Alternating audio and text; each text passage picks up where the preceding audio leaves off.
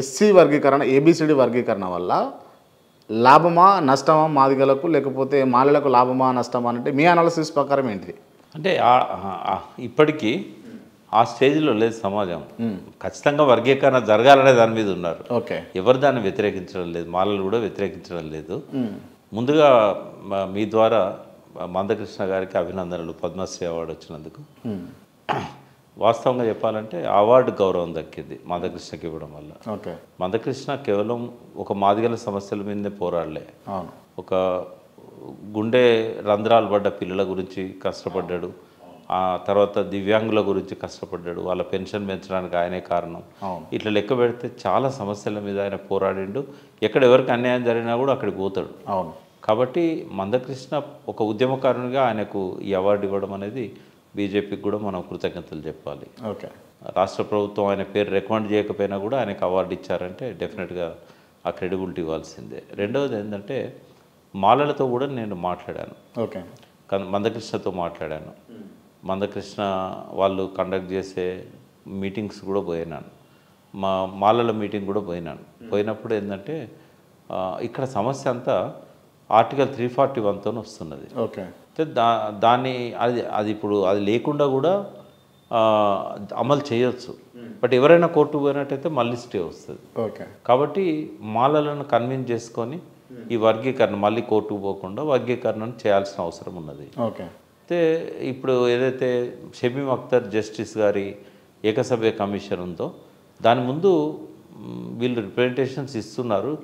ఎట్లుండాలి supreme court తీర్పుకు అనుకూలంగా వర్గీకరణ అనే దాని మీద రేవంత్ రెడ్డి ప్రభుత్వం ఆ కమిషన్ వేసింది. ఓకే, మాలలను మాదిగల్ని కూడా ఆ కమిషన్ ముందు ప్రాపర్గా రిప్రజెంట్ చేయించి వాళ్ళ మధ్య ఎటువంటి మనస్పర్ధలు లేకుండా వర్గీకరణ జరిగితే బాగుంటుంది అనేది నా ఉద్దేశం. ఓకే, అంటే మందకృష్ణ మాదిగ ఫైట్ అయితే డెఫినెట్గా మనం సపోర్ట్ చేయాల్సిందే. ఆయనే ఇది అమలయ్యేదాకా కూడా ఆ పోరాటాన్ని కొనసాగించాలి. 1,00,000 డప్పులు 1000 గొంతులు ఏవైతే ఉన్నాయో అది ఇంకా పెరగాలి. ఓకే, అంటే ఇక ప్రభుత్వం వెనక్కి పోలేని స్థితి తీసుకురావాలి, ఒత్తిడి తీసుకురావాలి.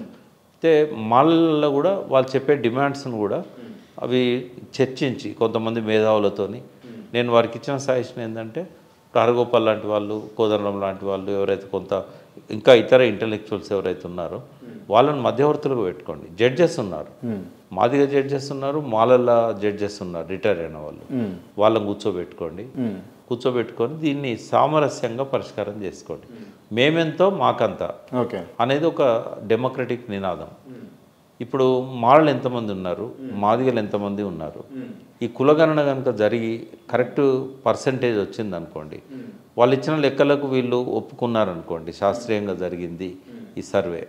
ఉపకులాల విషయానికి వచ్చినప్పుడు ఏంటంటే నేనే ఒక సజెషన్ ఇచ్చాను మీడియా ద్వారా, వాళ్ళకు కూడా చెప్పాను. ఇవన్నీ కూడా చాలా చాలా అట్టడుగునున్న కులాలు ఇవి, ఉపకులాలు. 57 ఉపకులాలు ఉన్నాయి ఇద్దరికి కలిపి. ఈ ఉపకులాలల్లో ఎవరో 1-2 ఉపకులాలను పక్కకు పెడితే 50 ఉపకులాలు కూడా ఎన్నడూ గ్రాడ్యుయేషన్ చదివిన వాళ్ళు కానీ ఉద్యోగాలు చేసేవాళ్ళు కానీ ఎవరు లేరు. అసలు ఆ డ్రీమ్ కానీ ఆ పరిస్థితులు కానీ వాళ్ళకు లేవు.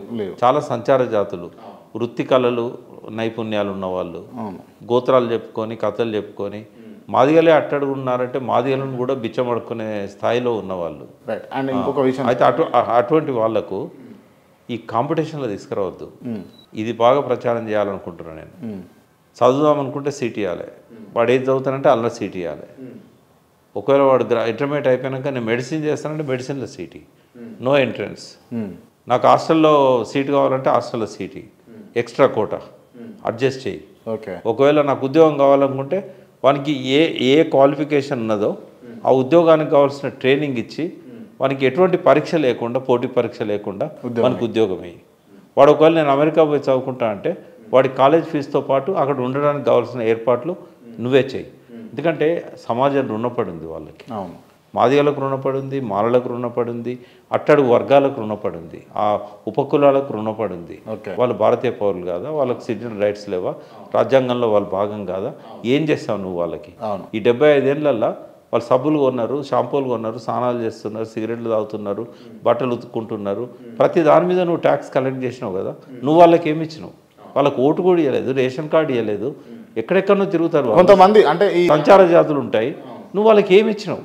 కాబట్టి రుణం తీర్చుకోవాల్సిన బాధ్యత ప్రభుత్వం మీద ఉంది. ఇవాళ 1100 టీచర్ పోస్టులు ఇచ్చినావా, 500 పోస్టులు వాళ్ళకే ఇచ్చేసాయి. అవి అయినాకనే వీళ్ళని డిక్లేర్ చేయి. కాబట్టి వాళ్ళకు ఇద్దరికి చెప్పాను నేను, మందకృష్ణ మాదిగ చెప్పాను, మాలల నాయకులకు చెప్పాను, ఈ ఉపకులాలను మీరు కాంపిటీషన్లో దేకండి, వాళ్ళకు ఫస్ట్ ప్రియారిటీ ఇచ్చి వాళ్ళు ఏది అడుగుతా అది ఇవ్వాల్సిన బాధ్యత ప్రభుత్వాల మీద ఉన్నది. గతంలో ఒకసారి జరిగింది, ట్రైబల్ ఏరియాస్లో ఈ కోయలు గోండ్స్ ఉంటారు కదా ఆదివాసీలు, వాళ్ళు 10th క్లాస్ చదివితే చాలు ఫెయిల్ అయినా కూడా వాళ్ళకు ట్రైనింగ్ ఇచ్చి వాళ్ళకు టీచర్ ఉద్యోగాలు ఇచ్చారు. ఓకే, వాళ్ళకి ఏ పోటీ పరీక్ష లేదు, వాళ్ళకి ఏ రిజర్వేషన్ లేదు. ఎందుకు ఇవ్వకూడదు అంటున్నాను నేను.